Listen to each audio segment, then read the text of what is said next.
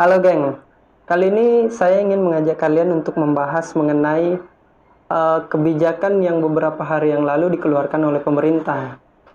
Salah satunya yaitu kebijakan mengenai subsidi kendaraan listrik, yang mana besarannya itu untuk kendaraan motor listrik itu sendiri disubsidi sebesar 8 juta, dan untuk mobil listrik disubsidi sebesar 80 juta gitu.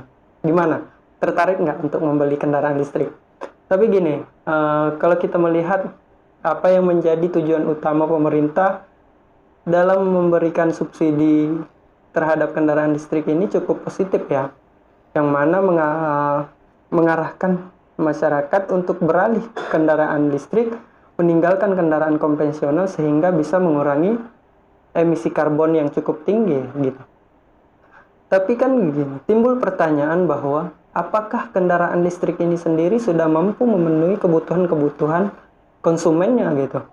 Karena kan kita sama-sama tahu ada beberapa kendala yang di kalau ada beberapa kendala yang untuk kendaraan listrik ini sendiri kalau misalnya kita gunakan di negara kita.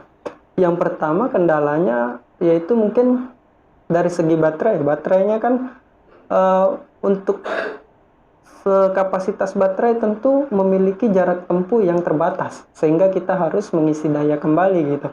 Tapi negara sendiri tidak menjamin tersedianya tempat-tempat pengisian daya di setiap perjalanan kita misalnya. Itu yang pertama kendala. Yang kedua, spare part.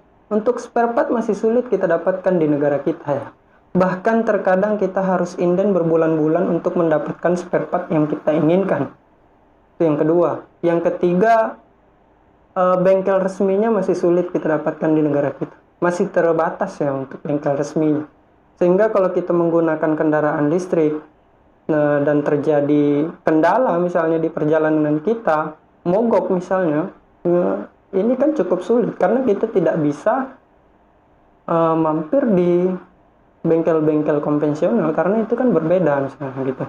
Jadi, tapi itu kendala-kendala untuk motor listrik itu sendiri ya, kalau misalnya kita gunakan di negara kita saat ini. Tapi itu masih memungkinkan untuk beberapa tahun ke depan pasti ada perkembangan misalnya. Tapi begini, kalau kita kembali membahas kebijakan yang dikeluarkan pemerintah terhadap kendaraan listrik ini, pemerintah itu justru mendorong konsumsi pribadi yang cukup tinggi ya, karena kebijakan ini sendiri mengarah kepada dorong kepada masyarakat agar membeli kendaraan pribadi yang mungkin berbasis listrik misalnya. Sedangkan kita kan sama-sama tahu apa yang menjadi masalah di setiap kota-kota besar itu bukan hanya emisi karbon yang cukup tinggi, tapi juga kemacetan yang cukup tinggi gitu.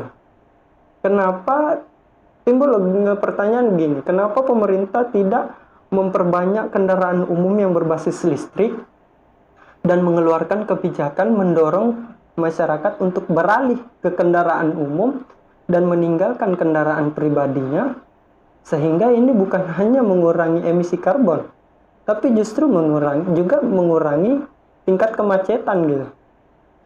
Jadi kalau pendapat saya sih seperti itu. Coba pendapat kawan-kawan sekalian apa? Tuliskan di kolom komentar.